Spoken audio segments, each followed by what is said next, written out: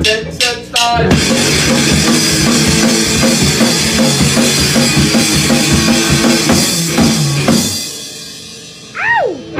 Hey, what's going on, nerds around the world? This is your favorite nerd, Glenn Lawrence, along with your other favorite nerds for another episode of Nerds Rule the World. I'm here joined by Kuya P. What's happening, brother? Yo, what's up? And the Asian King of Comedy.com. Lloyd Lee. What's going on, brother? What's going on, brother? Good to see you. Another episode. I'm excited to see your beautiful faces getting into my life. Well, that is shocking because last time y'all did not show any love for Raised by Wolves. But this time I think this is going to be different. You know what we do? We like to break down each episode of Raised by Wolves and give you guys... Yeah. and we like to give you guys a little bit of what we thought of this amazing show. Episode 5 is Infected Memory, and let's see, I'll just read a little bit of this. What does it say? Let's see. The Mithraic search for the children while Mother learns more about her origins. That's the only description that we got of it, but so much happens. A lot happens in this show. I still side with the religious leader. Before he died, he was like, "Hey, this is probably not a good look to go after them. There's only 6 of us, and we are literally the future of humanity. Let's not go after the android." And then they're like, "No, we still need to. Let's go find that kid that's not ours." I was like, "That's not good." I feel like this is one of those points where it would have saved him being like a heathen. It's like, yo, we could just fucking make more kids, but you can't say that. If you're a religious leader, you gotta be draped in the word of the Lord. I mean, if you can't say that and be a religious leader, why be a religious leader? We're the humanity, bro. Let's fuck. So that's crazy. They got to go off. They go searching for these kids, but one of the kids from the past that had apparently passed away makes another appearance. They see Talia, and she starts kind of leading the androids to different areas. Yeah. What did you guys think about that girl that went away, that got lost, whatever? Yeah, she's a ninja. Fell into the hole, but didn't fall in the hole, and now is miraculously. Or maybe she did. This is what I'm wondering. Did they program Ghost into the androids? Because the father you saw in previous episodes, he saw her, and now Mother is seeing her. Thoughts on that? Did they program Ghost into androids? Yeah, I'm confused. They shouldn't be able to know or even understand something spiritual like that, and why is it affecting them? I don't know. But although seeing the rest episode, that kind of there may be a reason why they're seeing that, because of what we learned finally in this episode of their programming and everything. So that could explain that. I don't know, but yeah. Go ahead. So yeah, Talia, she leads Mother to the little pod where she jacks in, and then she gets a little bit more of her history, basically. So I don't know. You're saying maybe the creator programmed ghost entities because he didn't know what Talia was going to look like. He gave her feelings, and this is actually the part of the episode, Glenn, that I will finally say. What, Lloyd? That's a phenomenal point, that he didn't know what Talia was going to look like, but we don't actually see her really. She's always shrugged. But there was one second where she looked up and you see her little Asian face. It's just oh. But wasn't that from the view of Campion? I think it was Mother looking down on her. Okay. Yeah, it was Mother. Mother was looking down on her, and just her face, just a quick second, and then she was which I thought was weird when she was in her little destructor mode. Oh. Well, if that was the case, she would have just been random kid? Yeah. Well, I mean, we are on a planet. There's only one Asian kid, so it must be Tally. It must be. Yeah, it'd be funny if it's a totally different kid or something. It's just oops, my bad. I mean, they've been switching actors in and out like crazy, whatever. But I thought the episode was kind of cool because you get to see her and the creator, and you see the emotion that he programmed into her, where she's like, "Oh, you really loved me," and she tries to mimic the kiss and everything. What'd you guys think about that? Of how she's really feeling the love for this dude who created her. Yeah. So this whole memory cocoon part where she taps into that and we get these memories now is where I can tell you, Glenn, you got me now. I'm finally interested into the series. But I'm not a full convert. Lloyd, I'm still with you, though. E2 Brute? I'm in between the two of y'all now, because now I'm intrigued with the series. I felt, I wanted to cry. I felt those emotions with her seeing her old self and then the creator, but then that the creator loved her and they couldn't get together, and we get that whole explanation now of why this is going on, and it touched my heart, Glenn. It got me. And then from the rest of the episode to where it's going, I'm intrigued to see where this whole story is going. But that segment of the episode really got me, and I know, Loy. I know why. I want to know now. It got when it tugged at my heartstrings. It pulled me back in. Loy has no heartstrings. Loy has no heart right now. I have zero heart. Now that I see the creator and like how like his emotions, I was like, I was actually really disappointed in myself for not seeing this earlier. I was like, oh, they're definitely gonna fuck. They are definitely. I was waiting for a fuck or some kind of fondling of the android. Like, like she's strapped to a table, and I was like, oh, why did I not see that they were definitely like android murder robot sex bots? Like, how did I not see this coming? It gives a whole new meaning to infected memory. The infection was STD. Yes. There's a virus amongst us. More about the creator though. Like he just was off to the side. I think I'm going to try to do this to help save the world, but why? What is his intentions and how all that? I don't know. But it was fuck a robot. I mean, they said that he learned, like he used the education that he got against, the Mithraic and everything because he didn't like believe in them. So I guess, that's the thing. But one thing that I thought was interesting, I don't know if y'all got this, when Mother was in the past looking at her past self, do you think it's like an athlete when they're looking at old tape footage of them like, oh shit, that was nice. Oh, you see, I hit that one human around the corner. Oh shit, I used to be a beast back in the day. It was wild. That was that opening segment when the shoot, that was kind of crazy. Yes. But from that segment, then moving forward to the rest of the episode. But that's where in the episode I got pulled into. Then the rest of the episode, I was like, what the fuck? What the what? But so I don't want to move too fast to where we're at now after that sequence. I'm done with this episode. Let's keep on piling forward. So what happens is basically she's in the simulation, and then all of a sudden the creator, like, he snaps out of it and he's like, yo, but for real though, the kids are in trouble. Go back home. And that was kind of weird. That segment kind of like, whoa, how did that occur? Yeah.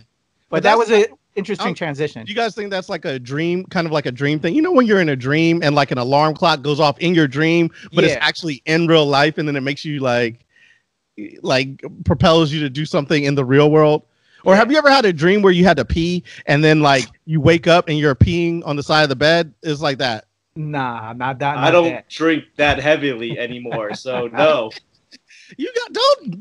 Don't try to act like I'm the only one. I will say I do have dreams. Like in the morning, it's like it is in the morning, and I'm dreaming that I'm peeing, and I wake up praying I didn't piss myself.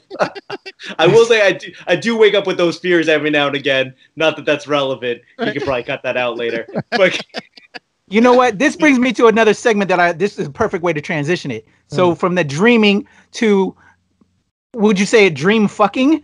The latter part of the episode when Marcus, you want to get to the fucking. Yeah. Bro, but that was some wild shit. We need to discuss that fucking, because like he was fucking her with girls riding him, and then all of a sudden he's killing her. Like, what the fuck? Then he sees the dude with the helmet on his head, the prisoner, and then the thing moving up on top of him. Bruh, I would have like, bitch, get out of my way. I'm running. What the fuck? Like, did that not trip y'all the fuck out? Like, what the fuck is going on here? Like, that's why she has no interest in Father, because he can't do it like that. They say once you go black, you never go back. But if they're an android, are they really black? They're just painted, technically. So you think Father's in blackface? I mean, you know what I'm saying? Like, because she went back, clearly. I think it's barely. It's funny that they keep alluding to processing power. I think that's a metaphor for penis size, perhaps. He's like, I'm using all my penis size to do everything I can do. Okay. I'm lost. I don't remember the two androids fucking. I'm talking about the Marcus and Sue. When she comes back. They never fucked. It was just I was saying that's why she's really agitated with him, because she has needs and Father can't provide them. Exactly. And I was saying when you go black, you never go back. She was giving him a business in that one scene. Why ain't you watching him? I thought you said you was right here, but no, you was really right here. I can't trust you, motherfucker. Like, you need to be like, nah. Yeah, that was some.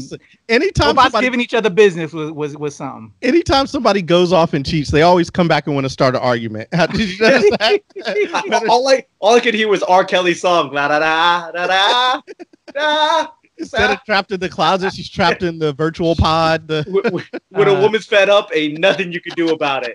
Oh, that one. That song. All right. Well, so she gets her warning. She runs back to the camp, but when she gets to the camp, we get to see kids in turmoil. Once again, father dropping the ball.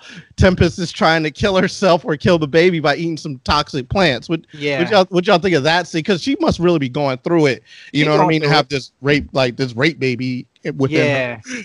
She like she said, you just think I'm a vessel for this baby. You just care about the baby more than me. So I could respect that. I understand that. Yeah, crazy shit. I say it's gonna be, they're gonna flip it and spin it to some kind of Jesus Christ moment where because the prisoner that raped her apparently is still alive, so he's gonna see, like, I never did you, like, all the girls I did, you weren't one of them, and then now she's giving birth to Jesus. Okay. I mean, I don't see that. I think it's just like, because the dude already said, like, I had to do it. Saul told me to. Like, he already pretty much admitted to it. Yeah. But he's gonna look at her and go, who are you? She's like, wait, that wasn't you? Like, no, that wasn't me. Who are you? It's like, oh, baby Jesus. I think. Did he fuck her with the mask on? Because he does have the mask on. Oh Lord, we won't know. No, he did it virtually. You can virtually inseminate in this. Like, while they were all asleep, he. No, he didn't virtually. He did it. Like, he woke up. He woke up. Wait, what? I thought he virtually while she was in the thing. Some wild shit, bro. Oh, so wait. So while she was in the thing, he woke up and then gave it to her. Yes. Oh, okay. Okay. Wow. Well, this is how poorly written this show is. Neither one of us can figure it out. And all three of us are in three different places in terms of how it went down. Yeah. But I think it was an interesting point where she's like, you just incubator. I mean, personally, I feel like mother or father would be like, well, technically, yes, because we do need to start mankind, but I do respect your feelings. Yeah. What is your core programming? And I will respect those programmings. Oh, man. Wow. So mother takes all the kids are implanted with these homing devices. Mother takes them out and sends the Mithraic on a wild goose chase. And then when they find it, they're like, they decide to set up camp where they find it, right? That happened in this episode? Perfect. Yeah. All right. So aside from that, aside from Tempest being a baby incubator, what else is happening in this episode? Basically, the Mithraic are trying to find their kids still. Yeah.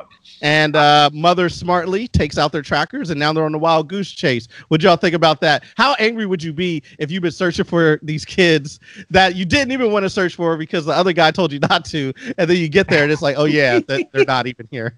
It was a wild goose chase. How would you feel? Yeah.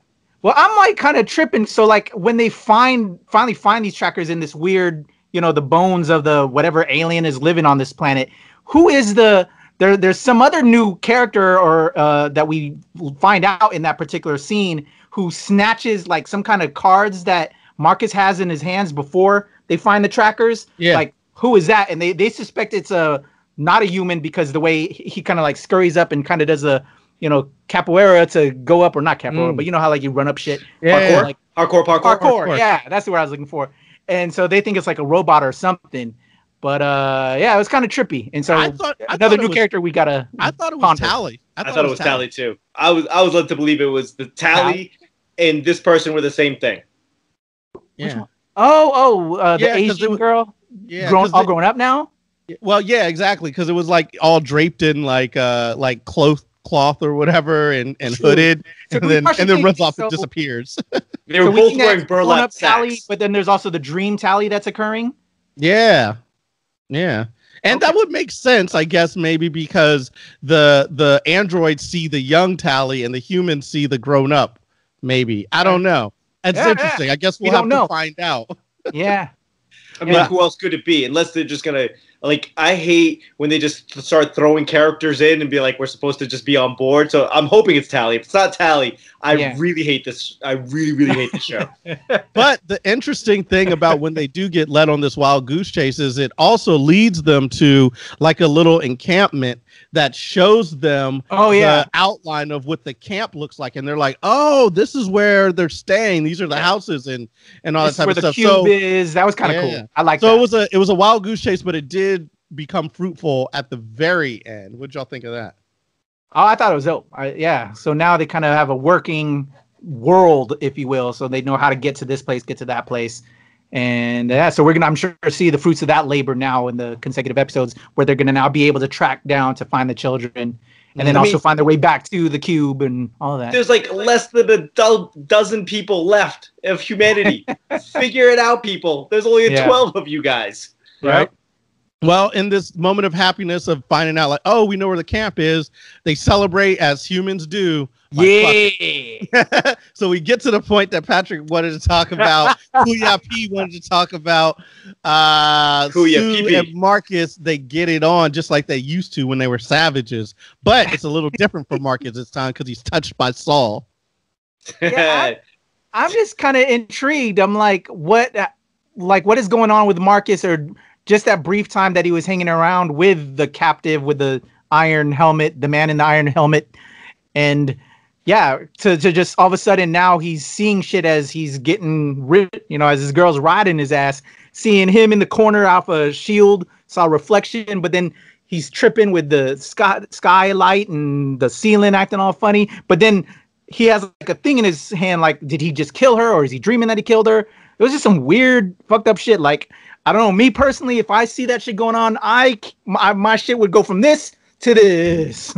You know what I'm saying? Like, shit.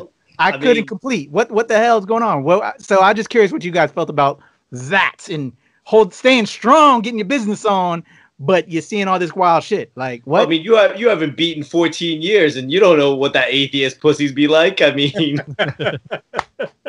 right? There is no God. Like, I know there isn't.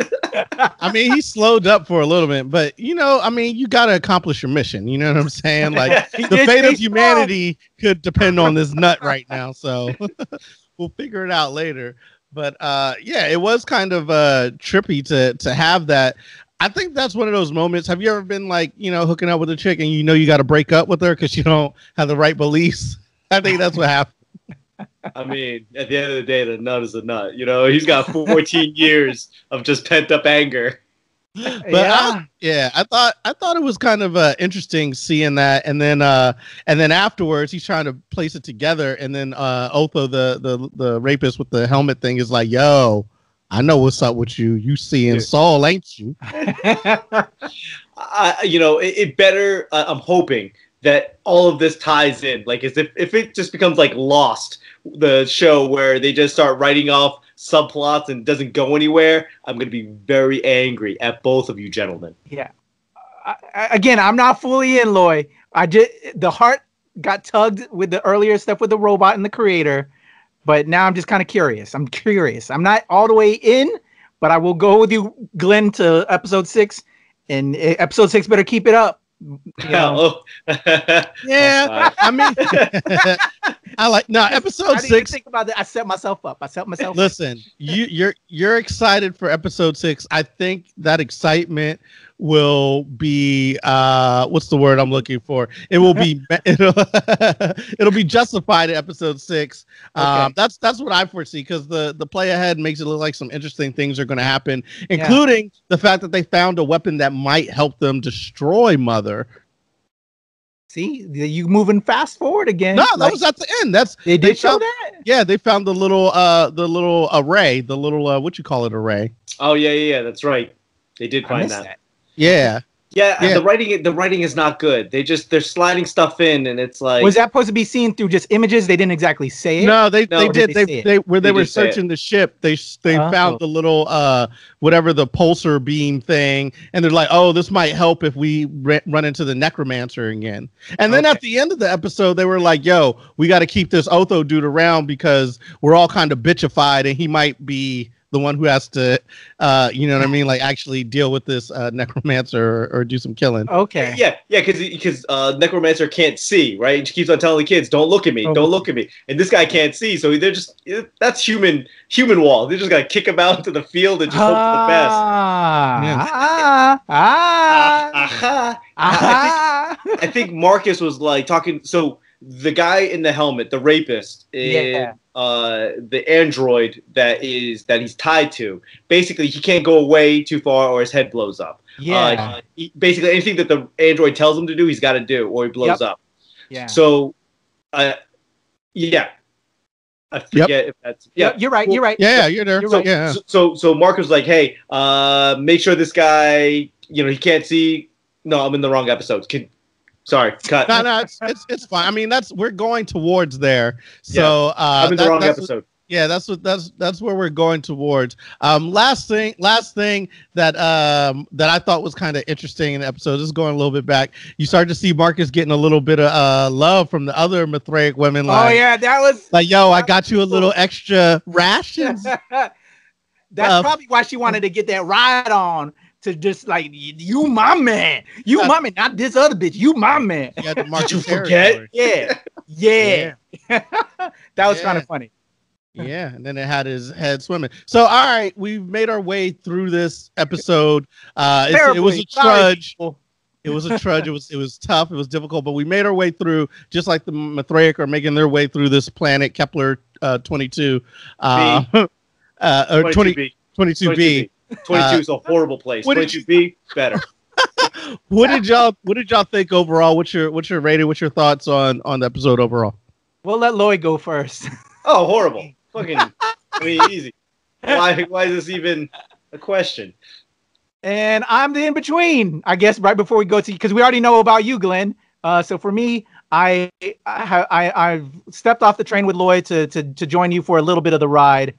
I was off the train. Now I'm trying to hold on. I'm trying to take a little bit more because it tugged at my heartstrings. I'm gonna give it another episode. Don't let me down, Glenn. Well, I didn't write it. I just am enjoying it. I enjoyed the episode, and I like that the story is pushing forward. I'm patient. I like to I watched Marvel's Agents of S.H.I.E.L.D. That took like 3 seasons to get to where it was like super interesting. So I'm really willing to let these things play out, and I think it's kind of moving into a interesting place. You're getting to see a lot of difference in the characters and how they were built. You get to see the creator. You get to see the war on Earth and how those things transpired, and Lee's falling asleep. I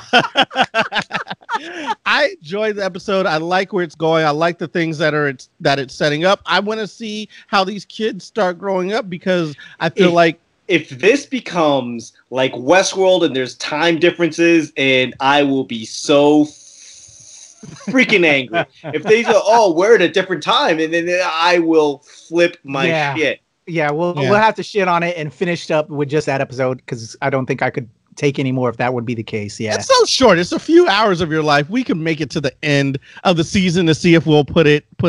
Is this a 10 episode season? 24? How long do we know this season? It's 10, I think. Oh, if it's 24, okay. I will die. I will kill myself. Yeah, right now. I couldn't do 24. I would be out. All right. Well, you heard it there. 5 more. It's not going to be 5 more. You heard it there. If these go longer, we're not going to be able to make it to the end. I'll be able to make it to the end. You can count on me. These guys are going to off themselves. Reload. But for the people, tell them where they can find you. Lloyd Lee, can they find you hating on Raised by Wolves? Apparently, I'm going to shoot myself, so I'll put out my wake information later. I will. You can find me Lloyd Lee Comedy across all your social media websites. LOYLEE Comedy. I got a bunch of stuff in the works, and we're working on stuff. So always come by and see what's new. Ooh, nice. All right, Kuya P, what's happening? Where they at? Where you at? It's all down below, just like everybody else. At the Nerds of Color, at NRW, at New Release Wednesday, but me personally at Temple Far East and at Strange Since 1977. Stay tuned to the Show Pal Show coming soon on the Nerds of Color. Nice. All right, and then I am Glenn Lawrence Comedy, Level Up Comedy. You can find me there as well as here, bringing you all this great NEW for the NRW. Y'all have a great time. Raised by Wolves. Check it out. Episode 5 will be coming to you next week with episode 6. So you can look forward to that. Or just click the link right here. Click the link right here, because it's going to be popping up. Yeah, right there. All right. Anyways, it's been great talking to y'all. And hey, listen, this is good. It's the future. Get used to it. This is what we're going towards, y'all. Anyways, I'm out. I'm Glenn Lawrence. Y'all have a great whatever.